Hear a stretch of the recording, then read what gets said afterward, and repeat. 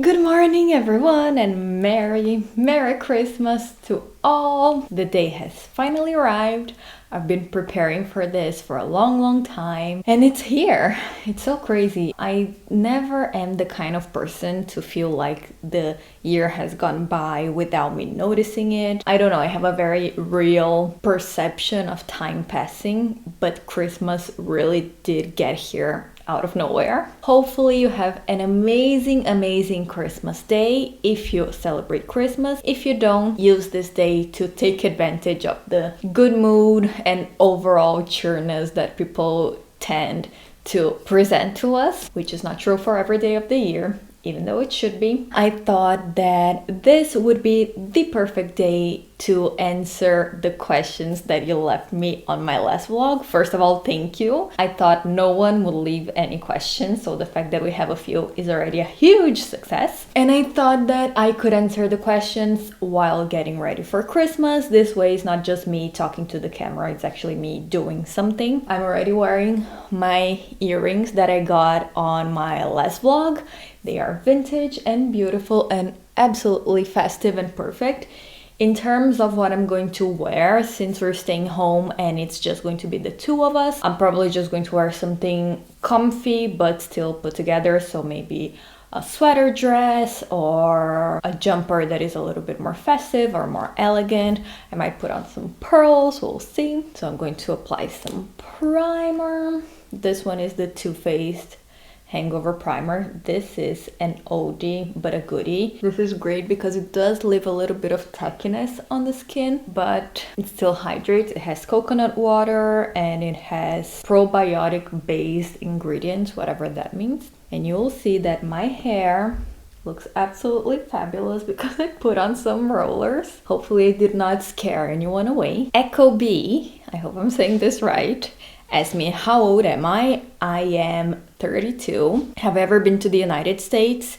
Yes, I have been to Florida and I've been to New York. Favorite piece of jewelry. So this is a ring that belonged to my grandma. I love it not only because it is beautiful, looks vintage, because it has the pearl and the little setting with the arabesques. It looks very delicate on my hand and it reminds me so much of her because, not to get too much into it, but she was a huge influence on me, and she passed away a few years ago and it was really hard, but still, I don't know, we had a very special connection. So I love that ring because it just reminds me of her wearing it every time I look at it, so it's really special.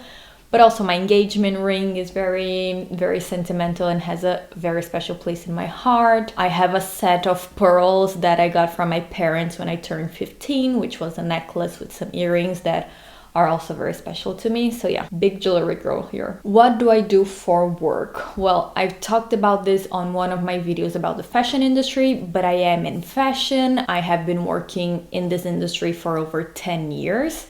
I have dabbled at a bunch of different areas of it, but right now I work at an e-commerce and I deal with the digital retail part, everything related to business strategy, brand relationship, promotional calendar, visual merchandising for the site, all of those elements that are impactful in terms of what the client will see and the experience he will have are sort of part of my job. Pretty cool. I love that it is digital, so very current, very modern, very fresh, and I get to learn a lot. My coworkers are also pretty awesome. A few of them have even subscribed to the channel and just helped me get monetized finally. So thank you guys. Pratha Jain, oh my god, I am murdering these names, I'm sorry, asked, how did you come up with the idea of this channel? Well, I have been an avid consumer of YouTube for a very long time. It is my favorite form of entertainment. I just love how real it is, and I love how people can come together in a platform wherever you are in the world and actually find common interests and common things that connect us. I decided to start the channel just because with my career path changing, I used to work in marketing, so a lot of communication, a lot of content creation, and that is really something that makes me happy. Once I went to a more retail intelligent aspect of the business, all of that creative side went away. It left a hole in my heart. So I decided to do this as a little side project. So the idea of the channel was basically to sort of fill that void that I was feeling, but I'm enjoying this so much that I would just love to have this as a full-time job eventually and grow the channel and maybe get into maybe creating a brand or creating products that you guys might like. So hopefully Christmas miracle again.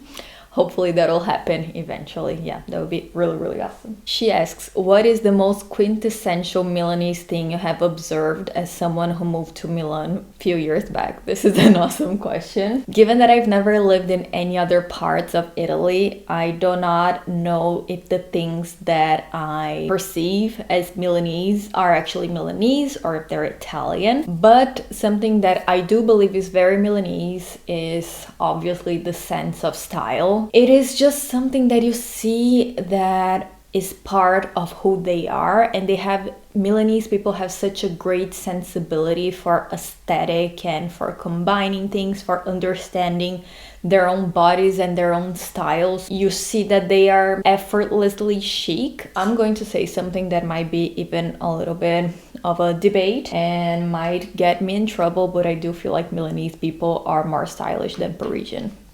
What is my favorite Italian food? It's like choosing one of your children. It's not even fair to ask that question. I think that the more I live here, the more it changes. For instance, when I got here, I really loved big plates of extremely heavy pasta. Now I prefer more delicate pasta, like maybe a filled pasta with butter or maybe with a reduction of stock, something on those lines. And lately I have been dabbling more and being a little bit more daring in the whole vegetable side of Italian cuisine. So tomatoes, zucchini, eggplant, and they are just great at turning those ingredients that maybe sound boring and, just bland, but Italians manage to make everything tastes so good. My answer to this question would probably be a little bit different every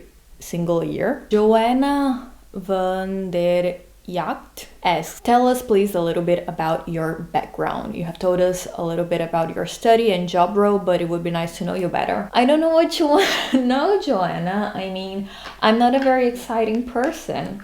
I was born in Brazil, São Paulo. I come from a family of two parents, so my parents are married to this day, very happy, having the adventure of their lifetime now that both of their children are out of the house. I have one brother who is so smart, and it makes me so mad because he's way smarter than me. Could have gotten a little bit of that genetic pull, but I didn't.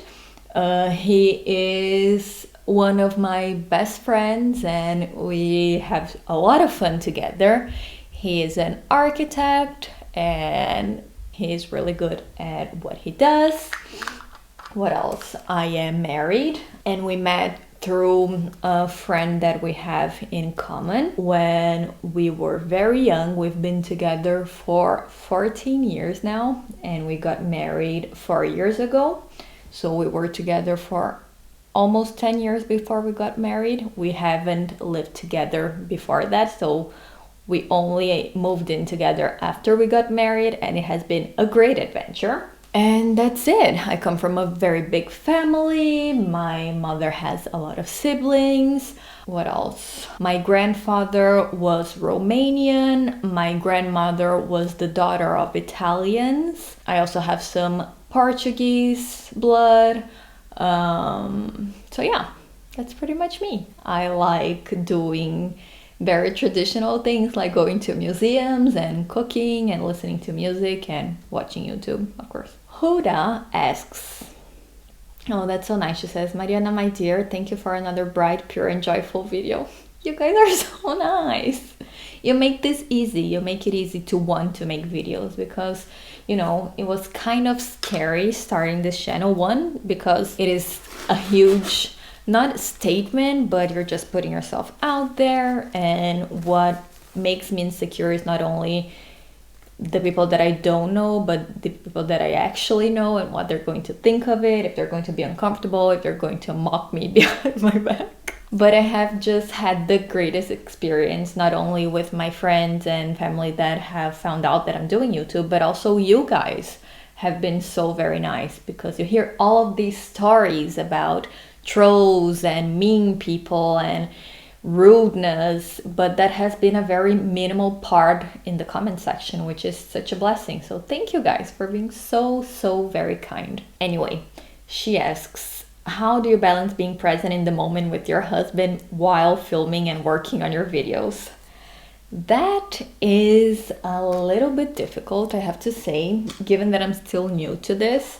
I feel like I'm not very good at separating things, especially during Vlogmas, where I'm filming constantly and we're trying to do things together, of course, because it's the festive season, but I'm always there with my camera, and it's not easy, but he does understand, and he's been very supportive of this little venture of the channel. So he's the one who got me a camera, he's the one who knows all about the tech and how to adjust everything. He also has a YouTube channel, so he kind of understands, but it's still a balancing act, because it must be very annoying when you're trying to spend quality time with someone and that same someone is trying to create content where you do not fit in or you don't want to appear on. But he also does understand that this is a very crucial moment for a channel where I am starting to actually get subscribers and to get interaction from you guys, and I have to be on and I have to be involved, otherwise the YouTube algorithm kind of penalizes the creator. So he does get that. It's just a matter of compensating it in a way or another. So maybe I'll film a little bit and then not film anymore, or I'm telling him that I'm going to film so that he's mentally prepared for that. She also asks, do you design? I see you do have a taste when it comes to accessories, and I was wondering if you thought to design any. Actually, being an influencer or not, or being a YouTuber or not, I think that that is what I would like to do eventually. If I had to become like a brand owner, it would be something related to accessories and jewelry. How was it for you to start a new job far from home and friends? What is your coping mechanism? I always say this, my husband had the tougher end of that stick because he came to Italy before I came. So we moved to Italy 2 weeks after we were married.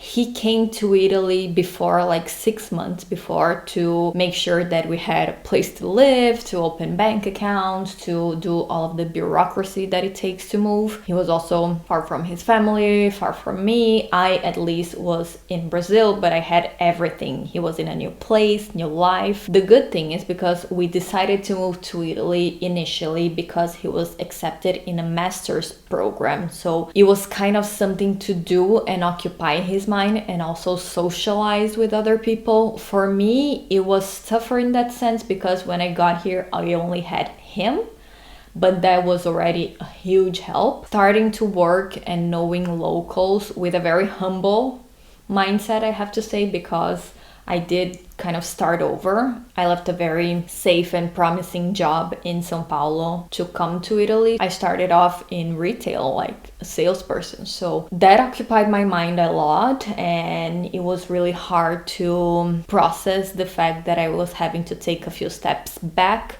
to actually get to my main goal, which was essentially have a career here as well. And that happened. I have to say that the support of my husband and a lot of willpower were the two things that made the biggest difference. I feel like you have to know what you want, and I do have a few friends that have moved here and then moved back. So living abroad was just a phase of their lives. I want to live abroad for a longer period of time. So I do believe that integrating and that learning about what locals do and how they act and about culture and local etiquette, which is different in every place in the world, is key. I do understand the desire and the ease of being surrounded by expats all of the time and sort of not deeply living the reality of the country you're in. But I do think that getting yourself out of your comfort zone, putting yourself out there to meeting, in my case, Italians, real Italians that are going to not only be part of your social circle, but are also going to present to you the country as it actually is. So those are some things that have helped me and that I did that maybe were hard at the time, but that have actually provided me with great experiences and a great life now. So yeah. She also asks, what is the main goal from this channel? I want it to work. I want it to be big, and I want it to be a source of inspiration for you guys and be a place where I can communicate and where I can actually build something out of and one day make it my full-time job. Hopefully no one from HR is watching this. Oh my god, I'm gonna get fired. Do you like reading? If yes, what are your favorite books? I do like reading, but I have said this before, I am a very slow reader. So for me to read fast, I have to really like the book. A few books that I like, I love 1984 by George Orwell. I love Brave New World. I just finished reading one called Darkness at Noon, which is freaking amazing. A few of my favorite writers would be, I love Orwell. I really like Mario Vargas Llosa, who is a Latin American author that to me writes beautifully, very current and very, I don't know, I feel like he writes the way I think. So that's really interesting. I love Philip Roth. I've read a lot of Philip Roth when I was in college. So yeah, those are a few of my favorite authors. I have never read a book by Jane Austen. A lot of people tell me that I would like that. A lot of people tell me that I would like Virginia Woolf, but I haven't gotten around to it. The good thing is that books are always there to be read. So hopefully I will still have a very, very long life filled with great books to read. And then last question from Hoda. She asks, how do you handle difficult days? I am a bit of deflector. When something bad happens, I like to distract myself from the problem by doing other things. During quarantine, I try to stay very productive and just try to do a lot of things and try to fill up my time with activities that would basically keep my mind away from the problem. I'm not a therapist, so I'm not sure if that's healthy or not. But at the end of the day, when things aren't going exactly your way, but you do have the satisfaction of having been productive or having been able to accomplish something for yourself, does take that edge out of it. So even though something bad might have happened, you still feel like you're a worthy human being and like you're doing something with your life, if that makes any sense. If it is relationship problems, like with friends, with family, or significant others, I do think that talking about it really helps. Putting yourself in other people's places. And to me, the most important when you're going through a tough time is putting things into perspective. My husband gets really annoyed when I do this, but whenever he complains about something, I'm like, well, there are people starving in the world, there are people dying. So I'm always the person who's trying to think how it could be worse in a way, which sort of gives me the mindset of thinking that no problem is impossible to solve and you have the toolkit that you need. I love a saying that says, wait, let me find the right one in English, because in Portuguese it might be a little bit different, which is basically God doesn't give you problems that you cannot overcome. I do think that having that confidence in yourself to actually taking care of that problem is already a huge step forward. Jazzy6812 asks, how many languages do you speak? I speak Portuguese, I speak English a little bit, even though a few people in the comments have said that my English is not very good. I speak Italian, hopefully kind of well, and I speak a little bit of French that I have learned when I was younger, but haven't been able to practice it, so it's very, very rusty. Bridget Owen asks if I could show her some of my favorite classic pieces that I have around my home and my kitchen. Bridget, I would love to do that, but my house is a mess. Not only is it a mess, but it is a rental, like a very small apartment that we rent. It's something that we are looking into changing, maybe eventually getting a place of our own. But for the moment, this is not a representation of who we are. But I think this is a great idea, especially for maybe decorative objects and little spots in the house. So I might do a separate video on that. And a lot of you have been asking about my Le Creuset pans. I have 2 pans, one classic Dutch oven and then a brazier, which I love. The brazier, if you're looking into buying Le Creuset, buy the brazier before. I know that the Dutch oven is the classic and is what people usually buy, but the brazier I find is a lot more versatile. I also have a baking dish from them in ceramic, which is great for making lasagna, for making chicken and biscuits. We use it a lot for things that go into the oven for roasting. I also have a few utensils, so I have spatulas and spoons and little silicone mitts to take things out of the oven. I really like Le Creuset as an aesthetic. I try to buy everything in the color, wait, I don't know what the color is officially, oyster, so it's kind of a gray gradient. I love this color because it is very neutral, so even if we move, it will complement any kind of kitchen. But I do love all of their blues and their reds. Le Creuset for the win. JJ Taylor asks me where I'm originally from. I am actually from Brazil. How come my English is so good? Thank you. I watched a lot of TV when I was young, so I did get English classes and I did go through the whole English studies, but honestly, Lizzie McGuire. Isabel asks me how do I pronounce my last name. Well, this is an interesting question because my last name is actually a changed name. So when my grandfather moved to Brazil, he was actually fleeing war.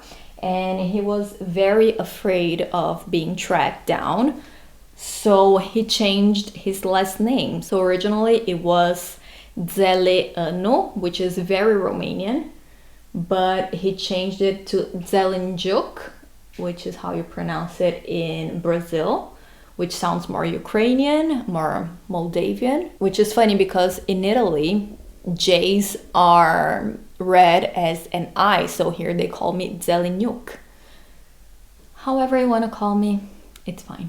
Echo Chic Muse asks how old I am. I already said 32. Is your husband Italian? He is Brazilian, but he has an Italian passport, citizenship, because his grandma's father was Italian, which is exactly the same lineage of Italian that I have, but the fact that it was through his great-grandfather and not through his great-grandmother like me gives him the right to have citizenship, and I don't have the same right just because it was a woman. Yeah, that's a thing. Palabras Quietas has asked what things or people have influenced the most in your style, food, and music preferences. My grandma for style, my dad for food, and my mom for music. My mom was a music teacher. My dad loves to cook. He cooks every festive meal that we have, every celebration that we have. He's the one cooking. And my grandma was such a classy lady and she loved to travel, so she always incorporated things that she found on her travels into her wardrobe. So she had like jewelry from India and blouses from France and coat. I mean, it was a whole thing and it was really inspirational.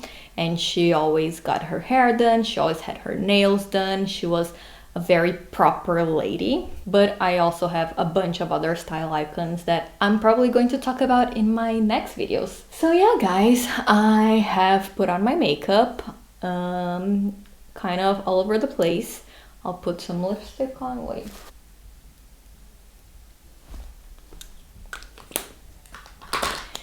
There you go. And I have to get cracking because it's Christmas and I have to cook. Oh my god. So much time has passed. Gotta get this out of my hair. Oh my god.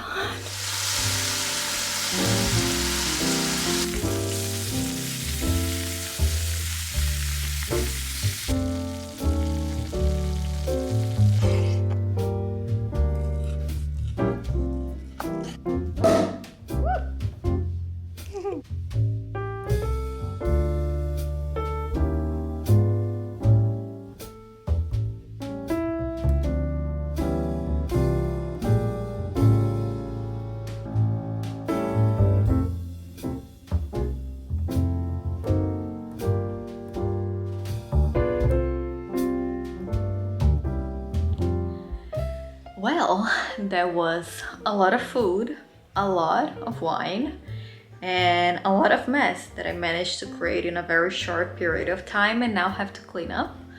So I am procrastinating while drinking more wine. Already took off my clip-ons because to me, taking off my clip-on earrings is like taking out your bra at the end of the day, you know, that relief of pain that you get. I would like to thank you all again for sending in questions and just for following me around, and hopefully you've had a magical Christmas, and hopefully next year we will be able to do this all over again. Thank you guys so much for watching and Merry Christmas. Bye.